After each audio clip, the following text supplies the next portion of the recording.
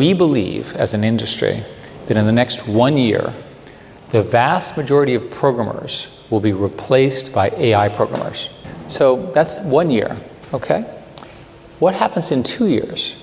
Well, I've just told you about reasoning, and I've told you about programming, and I've told you about math. Programming plus math are the basis of sort of our whole digital world. So the evidence and the claims from the research groups in OpenAI and Anthropic and so forth is that they're now somewhere around 10 or 20% of the code that they're developing in their research programs is being generated by the computer. That's called recursive self-improvement is the technical term. So what happens when this thing starts to scale? Well, a lot.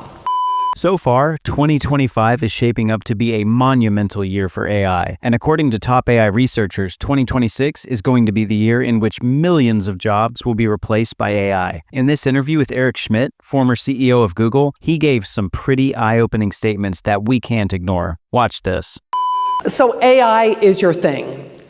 The topic today, however, the convergence of AI with biotechnology.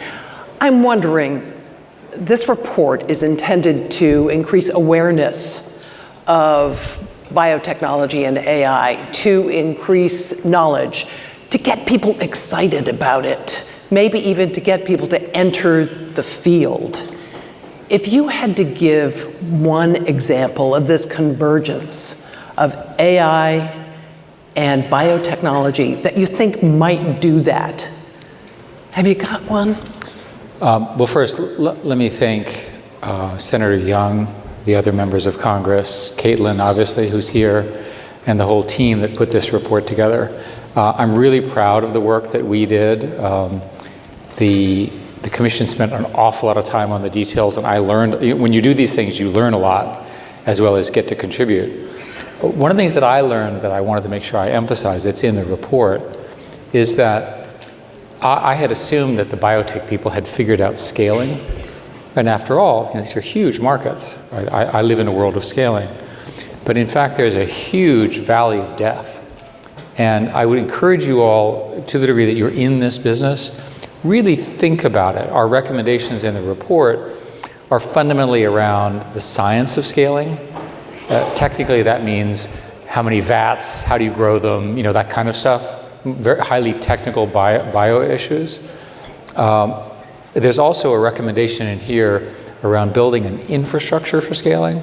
So what's happening is you have these incredible startups full of these incredibly people, and they raise enough money, they do something really interesting, and they're in between. They're not useful enough to scale, but they're useful enough to have succeeded and not be able to get the money because the economics don't work. This is a well-established problem, and I would encourage you, if there's one thing that you want to take away from the report, there's a lot of things which I'm sure everybody in this audience understands, the underlying science, the ability for AI to accelerate both drug discovery, but also its misuse. I was very involved with the misuse issues. There's lots of evidence that the new models, if they're unconstrained, can produce bad pathogens, in particular viruses. Just take an existing virus and modify it a bit, and off we go. One of the way to understand, and the reason, and I want to thank SCSP, the entire team, Illy and his whole team, obviously Eugenie. The reason we put all this on together is that this is a big deal for America. This is a multi-trillion-dollar industry. There's lots of evidence that China is putting enormous amounts of money into dominating this space. They have lots of technology, they have lots of stuff they stole, all the usual arguments, and we document all that in the report. In the next part of the interview, Dr. Eric Schmidt calls AI a ticking time bomb, and he presents a pretty interesting logic behind this statement. Watch this. I'm the primary funder of a particular group that has built a model. It first learned how to do chemistry, and it was trained as a foundation model for chemistry, and it's attached to a robotic lab. And what this model does is it generates hypotheses for drugs of one kind or another, and it just generates them. God knows if they're right. And then overnight, the robotic lab tests them and gives a report overnight, and then it starts again. And the reason I'm mentioning this is the future model of the fusion of AI and bio, right? The AI system generates all sorts of candidates to reduce the, essentially the search space. If you think about it algorithmically, it's an exponential with too many degrees of exponential. So you have to come up with some way of reducing the space. So this particular group is using AI to reduce the space, run the things, and so forth. Their objective, we'll see if they pull it off, this is a research project, is to identify all human druggable targets within the next 2 years.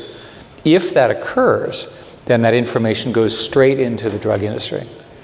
Now, it's a different way of thinking, and it's profound in that it gives them the targets they need to go build drugs against. That's interesting to me. It's the combination of AI and a robotic lab that does something in a wet lab, essentially.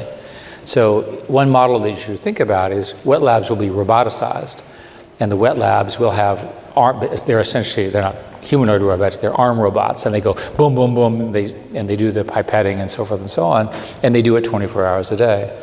That's a major change in the way the biotech industry works. So if there was a spectrum of the degree of cooperation and collaboration between AI and biotech, 1 being the lowest, 10 being the highest, where are we now on that spectrum? It depends. I'm going to give you a non-politically correct answer. It depends on your age. If you are a graduate student in this area, every single PhD project now uses some form of AI in the way that I described. So speaking as the AI person in the room, we won, right? We got complete proliferation. By the way, that's also true in chemistry, it's also true in physics, it's also true in material science. So and you and I have talked about this, my overall view is that AI is underhyped, not overhyped. What do you mean? Well, let me come back to that. But the key thing to understand is that the seed corn of research, right, which is how we work as a nation, is founded by graduate students and postdocs, and they're all using this technology. Most of the applications I have no ability to understand, but I do see the tools in use. So, underhyped.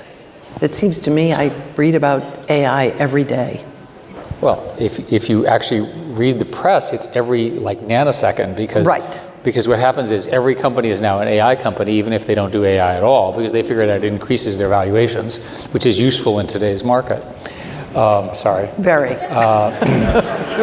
So I think that one way to express the idea is in this room, everybody understands the ChatGPT moment. Everyone here has used ChatGPT, now 4.0 with a new one coming.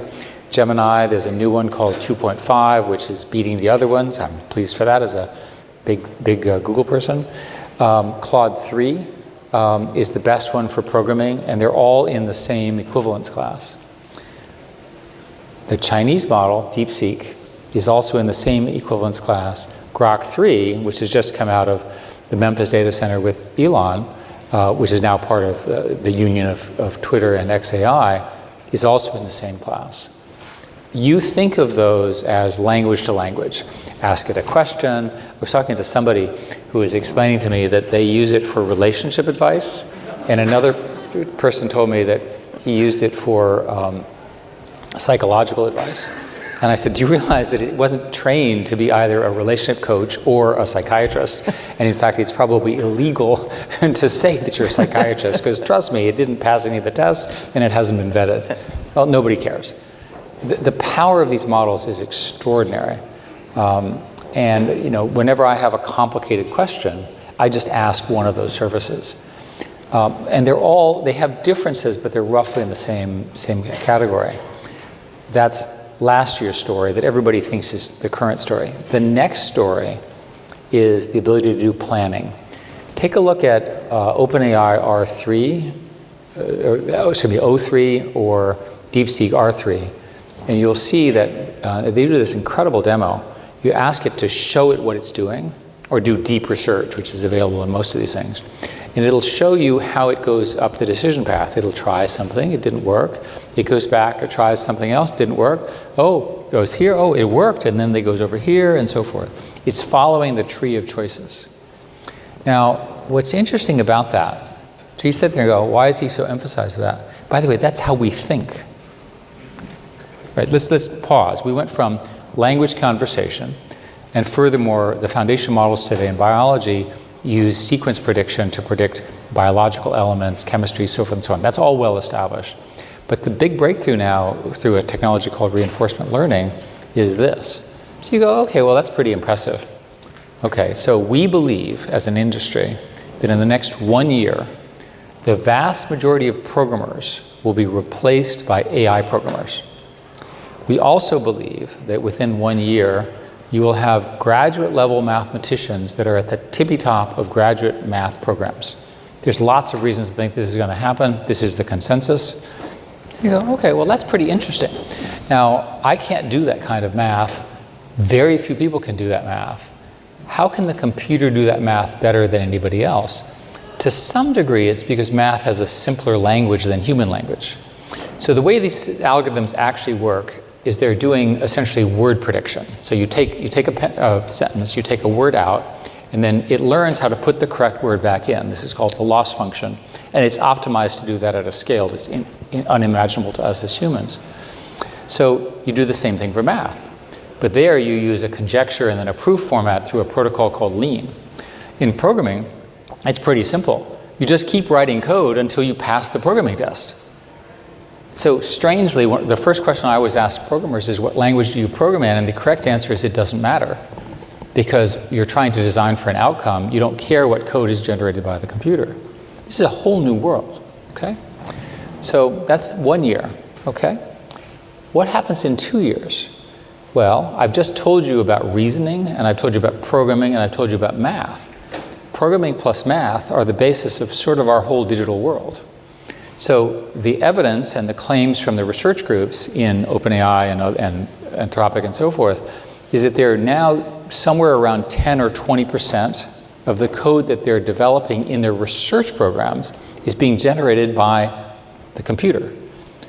That's called recursive self-improvement is the technical term. So what happens when this thing starts to scale? Well, a lot. Now, in this part of the interview, Eric Schmidt makes a prediction on when AGI will arrive. He expects AGI to happen within 3 to 5 years. And to be honest, this timeline is not good news for humans because AGI is expected to replace more than 90% of the human workforce. One way to say this is that within 3 to 5 years, we'll have what is called general intelligence, AGI, which can be defined as a system that is as smart as the smartest mathematician, physicist, or artist, writer, thinker, politician, maybe not in the same level, but you get the idea. Just the creative industries and so forth, but imagine that in one computer. Okay, well, that's pretty interesting. I call this, by the way, the San Francisco consensus, because everyone who believes this is in San Francisco. It may be the water. What happens when every single one of us has the equivalent of the smartest human on every problem in our pocket? So it means you have the best architect when you have an architecture problem. Another thing that's going on is the development of agentic solutions. And agents are referred to systems that have input and output in memory, and they learn. An example here is that I want to buy another house. I happen to like Virginia. I grew up in Virginia. I say, find me a house in the greater McLean area. Look at that's one agent.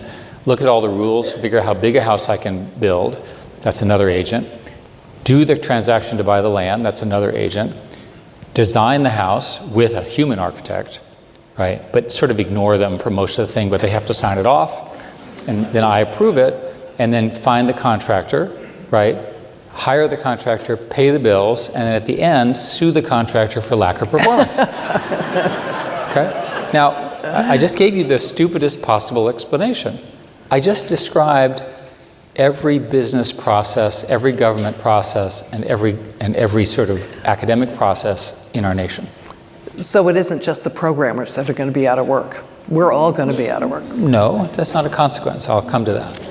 But the reason I want to make the point here is that in the next year or two, this foundation is being locked in, and we're not going to stop it. It gets much more interesting after that. Because remember, the computers are now doing self-improvement. They're learning how to plan, and they don't have to listen to us anymore. We call that superintelligence, or ASI, artificial superintelligence.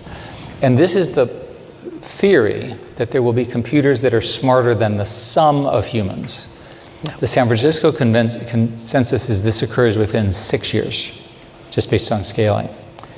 Now, in order to pull this off, you have to have an enormous amount of power.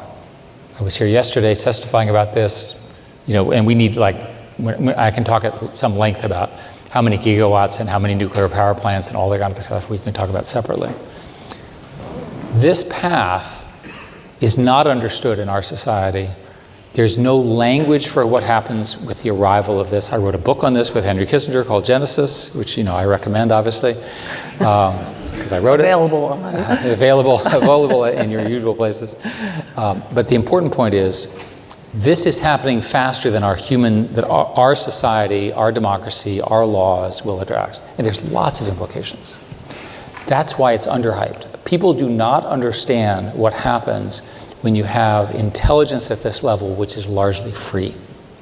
That's the point. How do we get ready for it? Well, we start by talking about it. And by the way, on the jobs thing, everyone assumes that automation will eliminate jobs. If you look at the history of automation ever since the looms and 300 years ago, the jobs are changed, but more jobs are created than destroyed. In this case, you'd have to convince me that this time is different. If you look in Asia, where they, for whatever reason, are choosing not to have children, the Asian reproduction rate is in the order of 1.0 or lower. So they're rapidly disappearing. So the Asian countries are very, very quickly automating. The tools that I'm describing will allow the few humans that will be working very hard in 30 or 40 years, if these trends continue, the rest of us will be dependent on those hardworking humans. It'll make their productivity much greater. We aren't the only ones working on this. Talk about the state of the competition, if you would. Well, first place, the American model is the big companies that you all know. Meta just released a version of Llama, it's called Llama 4, which is also in the ballpark, and they play a slightly different role. They've done a very good job because they release it in what is called open weights. That is, they actually show how the algorithm works. The other guys are completely proprietary. These are complicated business decisions that everybody's making. In China, the DeepSeek moment is equivalent to our ChatGPT moment. I was there with Henry, and this is what happens when you're talking to the Chinese about AI with Henry. And this means we are alive and we're listening to you. Thank you very much. Right? That's not what they're doing anymore. When DeepSeek showed up and our stock market lost $1 trillion in one day, all of a sudden they began to understand the scale of what it was. So now there is a massive program in China to accelerate these things. I had thought, Illy and I and some of the other people in this room worked really hard on these chip controls. And the chip controls have been, in my view, largely effective. How did China get around them? Well, some of it was straightforward theft and evasion of the tariffs, but they're sufficiently smart. They created new algorithms that used different kinds of computing to move forward. Because China operates in open source, that is, they release the software to everyone, there are two things that happen. We Americans immediately saw their idea and incorporated it in our own. So thank you very much, China. You invented something new. We immediately incorporated it. But second, because it's free, the proliferation issues around Chinese models have now become a very big deal. And our government is trying to figure out, without success so far, how to handle this question. It's a very tricky question. We call these wicked hard problems. So we need smart people to be doing all this engineering. I want to ask you about some current events. We have seen in recent weeks the suspension of research programs at some of the premier U.S. universities. There have been layoffs and cuts at some of the government's premier scientific organizations.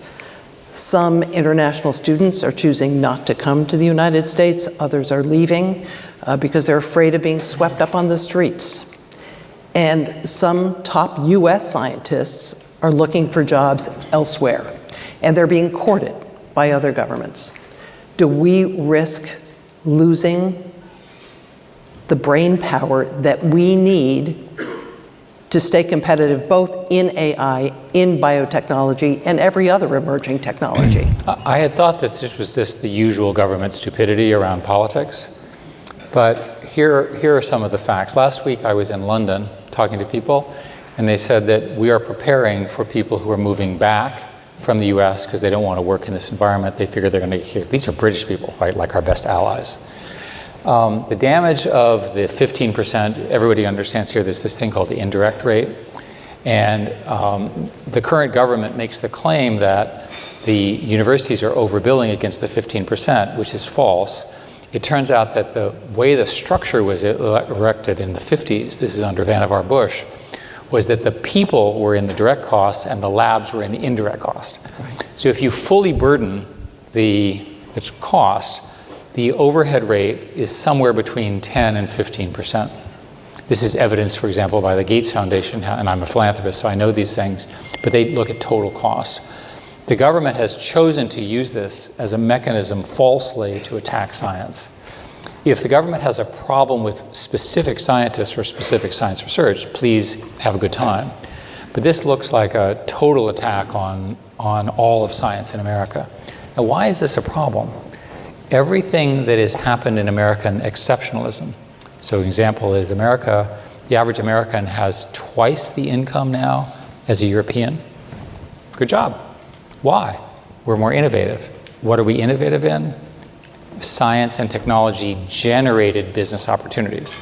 If you think that this sounds like me, a Democrat, let me remind you that fracking was hugely successful in America, made us independent of oil and gas, made us the largest exporter, right? Good job. Followed the same path, right? Innovation in the universities, and then entrepreneurship, and then government support over 30 years. We have plenty of examples of this. Another example of current damage. Universities are so scared because the administration appears to be withholding hundreds of millions of dollars from them. What does a university do in the first thing? They put in a hiring freeze, okay? So you have a graduate student who wants to serve in university, they're graduating. The industry will offer them a salary of $2 to $3 million a year, and they're foolish enough to turn that down. They want to serve the university, they want to teach, they want to build it. They call up the university and they say, we can't interview you. So they go to industry. Good for industry, they stay in America, but we lose that for our seed corn. Current faculty members, because they can't get the research money, are unlikely to be able to get to tenure in the way that they have to, and those people's careers will be destroyed. Now, this madness will eventually end because it's too stupid not to fix. But it's going to be too late. But there's damage occurring already, and I want everyone to understand it's real damage, right? We're up against China that is pouring $1 trillion into this, and we're screwing around with funding the core people to invent our future. Anyway, I can go on. I've heard some people say U.S. science is being gutted. Would you go that far? Well, that's the language that the university professors say. If you look at bio, which is the subject today, pretty much all the bio research is burdened at about a 65 to 85% overhead rate. And this is why the NIH cuts are so profound. So to go from 85% to 15%, you have to cut your budget in half. Now, you can call that gutting, you can call it cutting in half, but it's people's lives, it's programs, they're all getting stopped. Are you doing anything about this? Are you having conversations? Well, there's a bunch of philanthropists who are trying to figure out a way to spend more money, which is always a good thing. I can help you, by the way. The problem is the numbers are too large. Private philanthropy generates some number of hundreds and hundreds of millions of dollars a year. You can't make up the billions and billions that the government provides. Remember the deal that was done before virtually all of us were born. That deal was that the government would provide basic support for research, the universities would produce it, the venture capitalists would spend an awful lot of time with these people and they would create companies. The government would then provide necessary market making or whatever to do this, and it has produced these industrial champions. That is the American way. Don't change it, please. We are going to take your questions.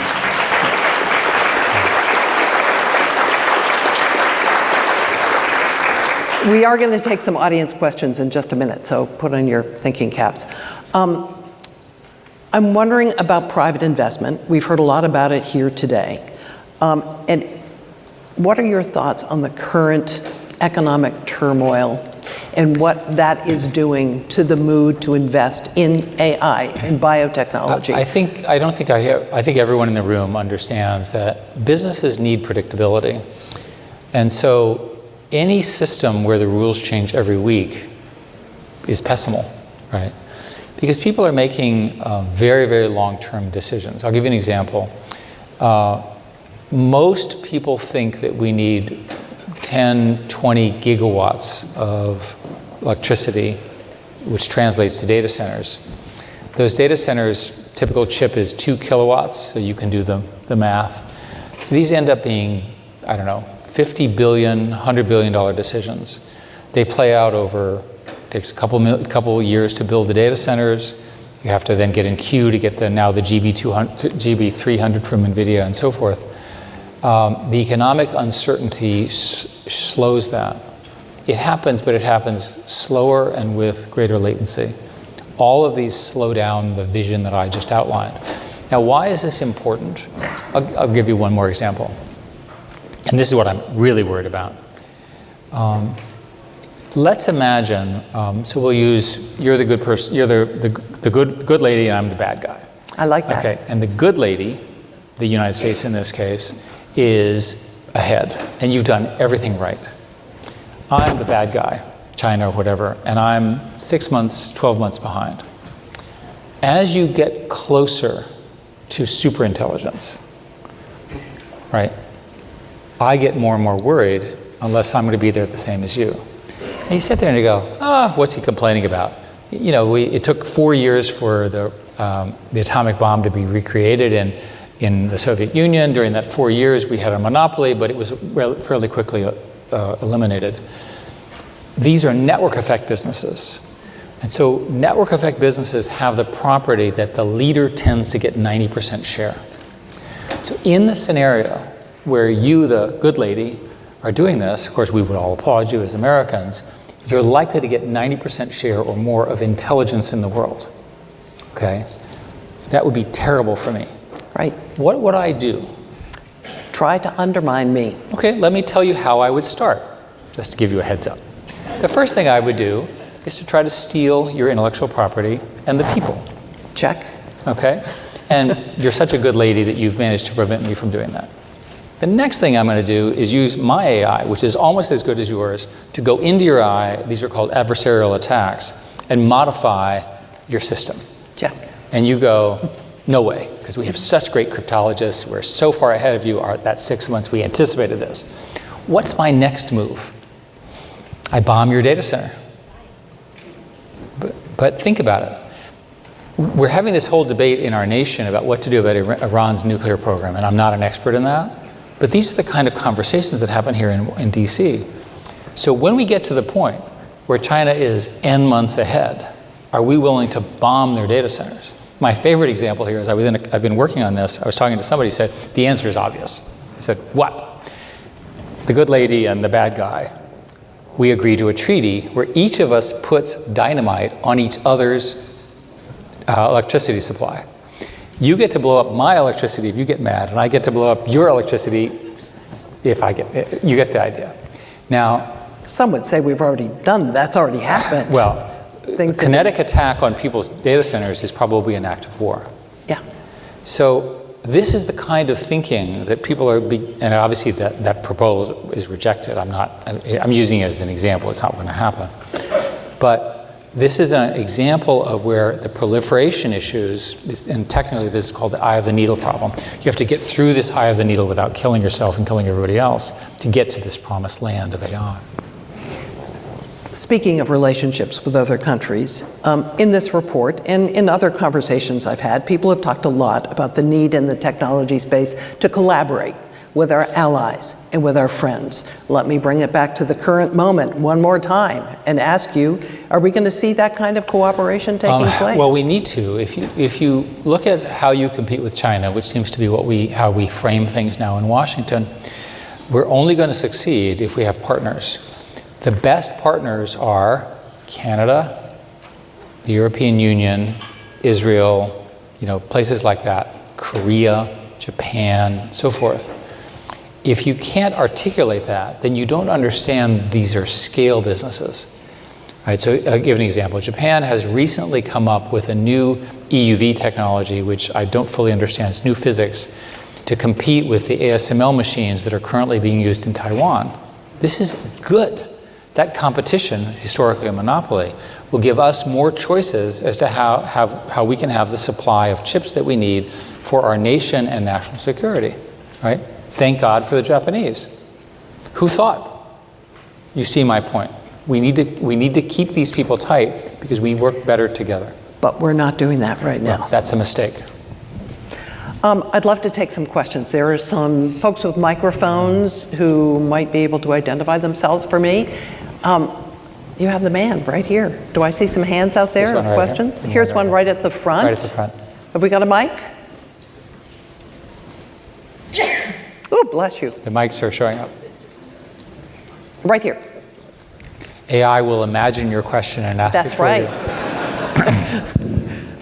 Hello. Greetings, Dr. Schmidt. Mini background, I'm a recent PhD in biomedical engineering. Very excited, been following you. Just a very quick question. Do you think there's implications for ASI via drug discovery for like curing cancer and or personalized medicine? Just something very quick. Yes, because under the assumptions of superintelligence, these are systems that see things that we don't see. And so the assumption is that ASI, for example, could understand biological and cellular mechanisms that you are an expert in and I'm not, at a level that humans will not. So that's why this is such a big deal. We've always assumed that humans would know, there would be at least one human, right, we'd call these people polymaths, that would understand these things. We're going to end up in a world maybe 10 years from now where we won't actually understand why, but you as our scientist will say, I use it every day. When I was at college, I was studying quantum physics, and my friend who was a graduate student who was much better than I, and I said, is this stuff actually true? It's like too weird to be true. And he said, yes, we use it every day.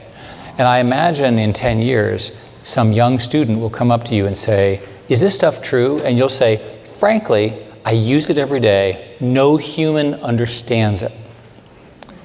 What an interesting situation for you as now a senior researcher 10 years from now to have to deal with. Do we have another question out there? At the same table, we have one here. Yes, ma'am. Microphone. We're discriminating in favor of the front row. Well, that's yes, who I ma'am. can see. Yes. But we need a mic. There's a mic over, well, the mics are in random places. There's a mic over The there. mics were in people's hands that were running them around, I thought. He's right over there.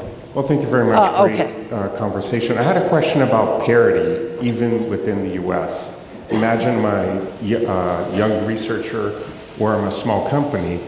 I don't get to compete in terms of having the resources or GPU, DevOps, or all of the things that go to help me manage my data, organize my code, and get the right computer orchestration.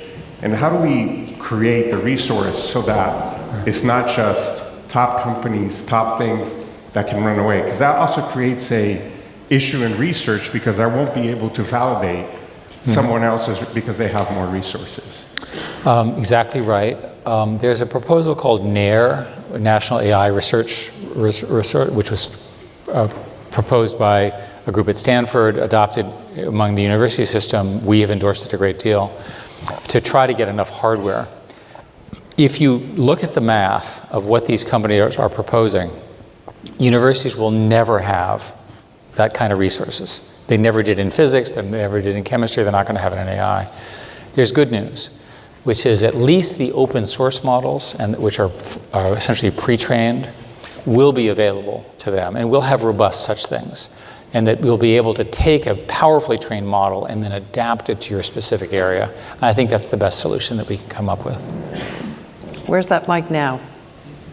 Is it? Do we have it? Okay, just speak up because I can't see you. Can I ask a question about the confluence with the other exponential technologies? So we've been talking about AI and bio, but there's fusion, there's quantum.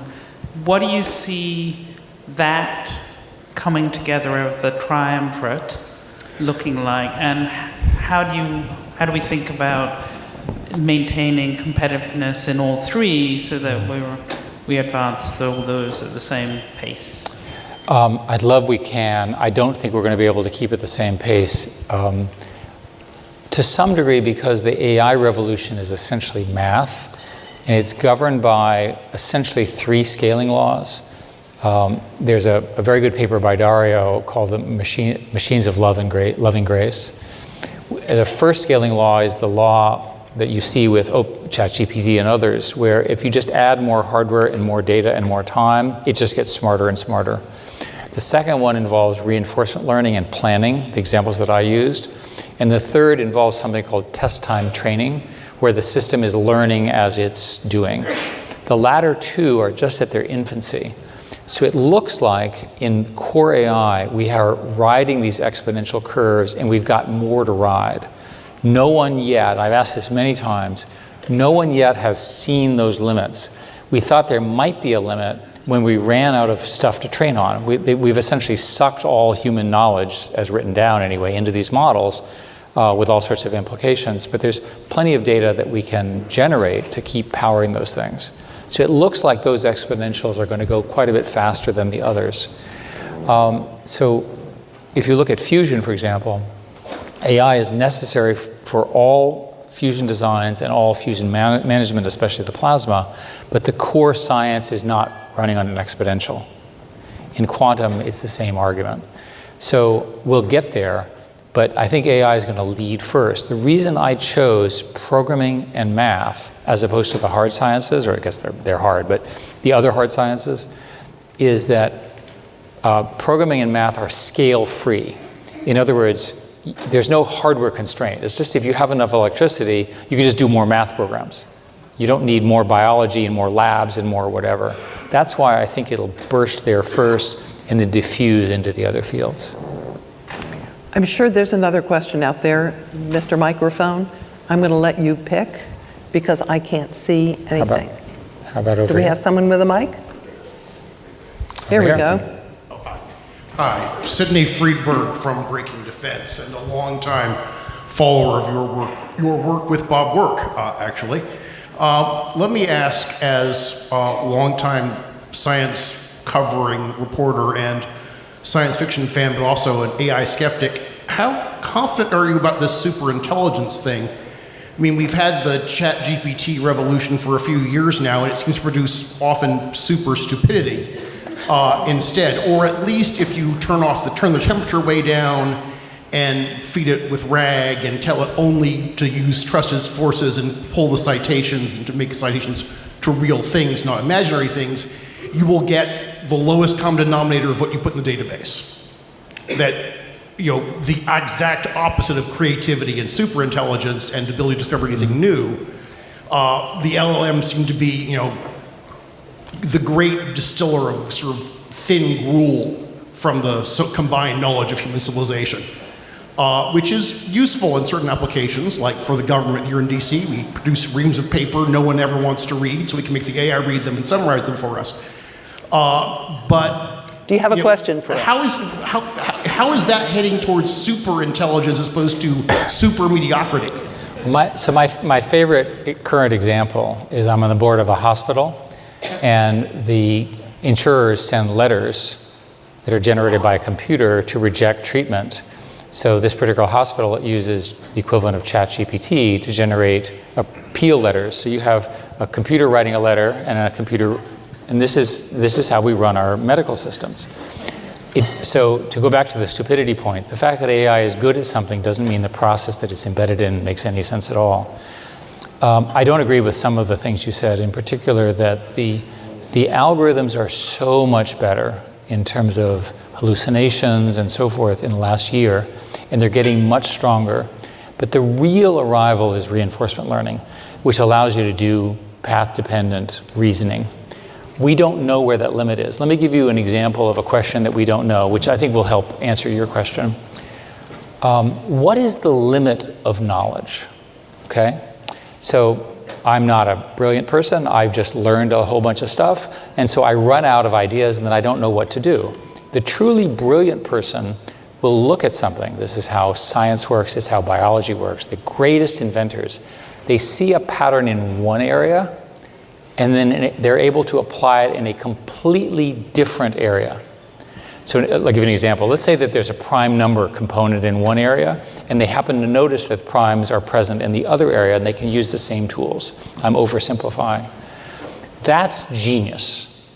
We don't today have the algorithms to produce that, and people are working on it. So the answer to your question is I'm betting that we can solve that problem. If we can't, then we'll just be stuck with a computer in your pocket that's as smart as the smartest human ever lived, which is big enough. Yeah, pretty good. Microphone. Over there, behind you. Jonathan Jacobs, ATCC.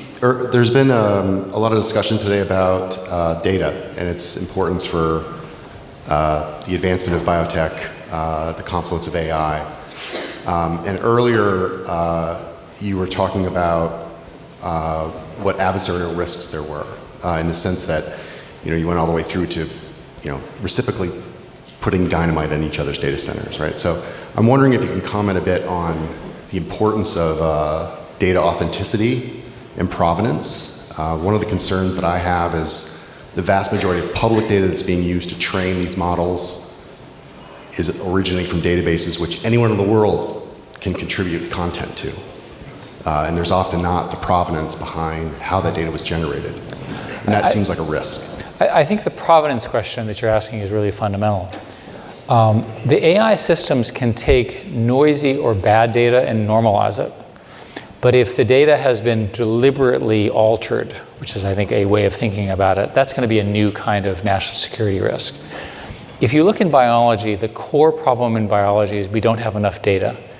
We just don't have enough data. There's so many cellular processes, and so you'll go to a lab, which again, we're busy defunding for some reason, and they're generating that data. That data should be for public use, reproducible, peer-reviewed, and so forth and so on. There's an interesting development. Anthropic brought out a protocol called the Model Context Protocol. And in the last 3 months, it's been adopted by every company. It was done in open source. And it basically, if you have data, it allows the model to just structure the data in any way you want. So you can literally say to the thing that talks to MCP, to the actual data, you can start asking it questions. This has huge implications because it means you don't have to build all the data connectors.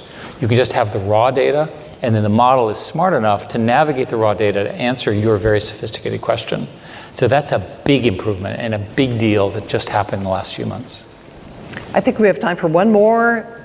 This table in the front is very anxious to participate. Microphone. Yeah, question back here. Okay. Yeah, thanks for the Sorry. great conversation so far. I feel like my name's Leonard Sacagawea up Justin. here. I'm a PhD student at MIT. I was wondering if you could just discuss a bit more some of the risks you see coming, specifically with respect to biology, and how we should go about mitigating those. What's the role of the AI developers? What's the role of government? How can we move forward on that? So you're going to know a lot more about this area than I, but speaking as an amateur in your field, the two current risks from these models are cyber and bio risks. The cyber ones are easy to understand. The system can generate cyber attacks, and in theory can generate zero-day cyber attacks that we can't see, and it can unleash them. And furthermore, it can do it at scale. In biology, you get some evil, the equivalent of Osama bin Laden. They would start with an open source model. Now, these open source models have been restricted using a testing process. They're called cards, and they test it out, and they delete that information from the model. It turns out it's relatively easy to reverse essentially those security modes around the model. And that's a danger. So now you've got a model that can generate bad pathogens. Then the second thing you have to do is you have to find things to build them. Our collective assessment at the moment is that that's a nation-state risk, not an individual terrorist risk, although we could be wrong. But there's plenty of examples, and the report talks about some of the Chinese examples, where in theory, if they wanted to, they could not only manufacture bad things, design them, but also manufacture them. The good news, and the reason we're all alive today, is that the bio stuff is hard to manufacture and distribute and to make deadly and spread and so forth and so on. There's lots of evidence, for example, that you can take a bad bio right now and modify it just enough that the testing regimes and the sort of surveillance regimes it bypasses, and that's another threat. So that's what I worry about. But I think at the moment, our consensus is we're right below the threshold where this is an issue. And the consensus in my side of the industry is that one more or two more turns of the crank, these issues will be, and by then you'll be graduated and you can sort of help solve these problems. A crank is turned every 18 months or so. This is about 3 years. But theoretically, couldn't AI and biotechnology help you come up with a countermeasure? I had thought so, and that was the argument I made until I do a lot of national security work. And there's a term called offense dominant. And an offense dominant is a situation in a military context where the attack cannot be countered at the same level as the attack. In other words, the damage is done. And most biologists who've worked in this believe that while the model can be trained to counter this, the damage from the offense part is far greater than the ability to defend it, which is why we're so worried about it. I hate to end this on such a down note, so I'm going to ask you for a positive outlook. Look down the road and tell me how you think AI and biotechnology are actually going to change people's lives. Well, let's thank the financial system, the hardware people, and so forth for allowing us to build immense data centers with billions and billions of dollars of hardware with no clear revenue purpose. So thank you very much. What will happen as all of that stuff gets deployed and it's coming out is it's going to be used by incredibly clever people to solve some of these problems. And I'm not talking about the policy problems, I'm talking about the actual underlying problems. You're going to end up with these huge databases of information we don't need. We don't have now, excuse me, we do need. And an example would be that we still cannot do a digital model of a cell. Seems like a kind of a basic thing. I was talking to my biology friends, it's like, what's wrong with you? You've been studying cells for like 5,000 years? The actual number is like 150. What's wrong with you? And the answer is it's really hard. We're pretty close to being able to do that. That unlocks huge medical science, huge drug possibilities. The language that cells talk to each other. I happen to be the chairman of the Broad Institute. This is a big project at the Broad. We're just on the cusp of that. When you talk to the scientists, they're using AI to generate it. The scientists are in charge and AI is helping them, which is the correct order. Thank you.